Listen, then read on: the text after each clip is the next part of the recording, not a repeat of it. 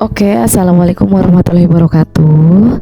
Di sini saya akan menjelaskan mengenai tugas 1.1 A4, eksplorasi konsep, refleksi diri, pemikiran Ki Hajar Dewantara. Nah, perkenalkan terlebih dahulu di sini saya Siwi Agustiani SPD, guru dari SMP Negeri 2 Cimanggu, CGP Angkatan 9, Kabupaten Cilacap. Nah, di sini saya akan menjelaskan yang pertama itu adalah intisari pemikiran Ki Hajar Dewantara tentang pendidikan. Pendidikan dan pengajaran merupakan usaha persiapan dan persediaan untuk segala kepentingan hidup manusia, baik dalam hidup bermasyarakat maupun hidup berbudaya dalam arti yang seluas-luasnya. Kemudian pengajaran ini merupakan bagian dari pendidikan. Pengajaran merupakan proses pendidikan dalam memberi ilmu atau berfaedah untuk kecakapan hidup anak secara lahir dan batin. Nah, sedangkan pendidikan adalah memberi tuntunan terhadap segala kekuatan, kodrat yang dimiliki anak agar ia mampu mencapai keselamatan dan kebahagiaan yang setinggi-tingginya, baik sebagai seorang manusia maupun sebagai anggota masyarakat. Kemudian menurut Ki Hajar Dewantara, pendidikan itu sendiri adalah tempat persemaian benih-benih kebudayaan dalam masyarakat. Ki Hajar Dewantara memiliki keyakinan bahwa untuk menciptakan manusia Indonesia yang beradab, maka pendidikan ini adalah salah satu kunci utama untuk mencapainya. Kemudian tujuan pendidikan menurut Ki Hajar Dewantara itu adalah menuntun segala kodrat yang ada pada anak-anak agar mereka dapat mencapai keselamatan dan kebahagiaan yang setinggi-tingginya, baik sebagai manusia maupun sebagai anggota masyarakat. Pendidik menuntun tumbuh atau hidupnya kekuatan kodrat yang ada pada anak-anak agar dapat memperbaiki lakunya, bukan dasarnya, hidup dan tumbuhnya kekuatan kodrat anak. Selanjutnya, Ki Hajar Dewantara mengibaratkan peran pendidik ini seperti seorang petani atau tukang kebun. Anak-anak itu seperti biji tumbuhan yang disemai dan ditanam oleh pak tani atau pak tukang kebun di lahan yang telah disediakan. Anak-anak itu bagaikan bulir-bulir jagung yang ditanam.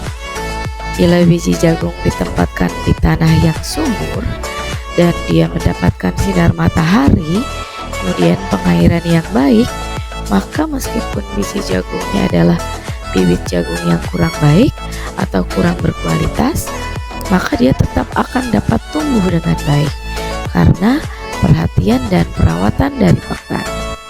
Nah, seperti itu. Pak tani itu adalah gurunya atau pendidik. Demikian pula sebaliknya. Pada saat bulir jagungnya dia sudah berkualitas, tetapi jika pak taninya kurang dalam mengolah dan memperhatikan atau merawat, maka hasilnya tidak akan bisa maksimal. Dalam proses menuntun, anak diberi kebebasan, namun pendidik sebagai pamong dalam memberi tuntunan dan arahan agar anak tidak kehilangan arah dan membahayakan dirinya. Seorang pamong dapat memberikan tuntunan agar anak dapat menemukan kemerdekaannya dalam belajar. Kemudian yang kedua, pembelajaran yang mencerminkan pemikiran Ki Hajar Dewantara. Yang pertama adalah memerdekakan dan berpusat pada murid. Kemudian kedua, mengikuti perkembangan zaman. Ketiga, tidak bertentangan pada nilai-nilai kemanusiaan. Kemudian keempat, pembangunan budi pekerti dan berfokus pada proses, bukan pada hasil saja. Kemudian perubahan budi pekerti. Budi pekerti itu sendiri adalah keselarasan hidup antara cipta, rasa, karsa, dan karya. Budi pekerti merupakan perpaduan antara gerak pikiran, perasaan, dan kehendak atau kemauan sehingga menimbulkan tenaga.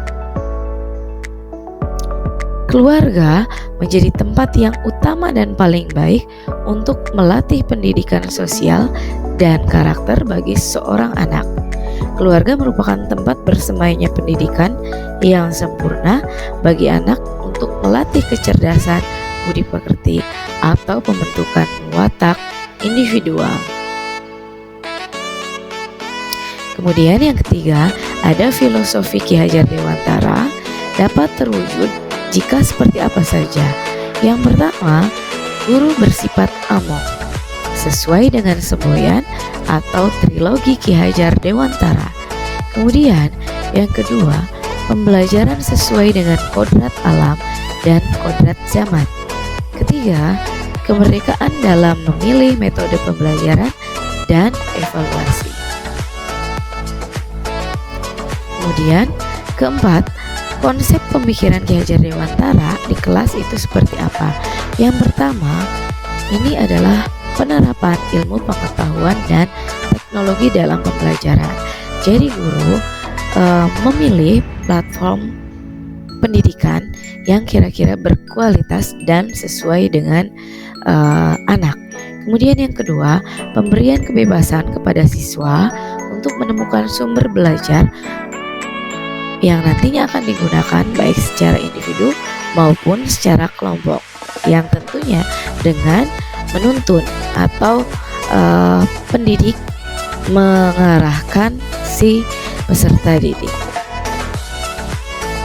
Terima kasih, demikian penjelasan dari saya. Wassalamualaikum warahmatullahi wabarakatuh.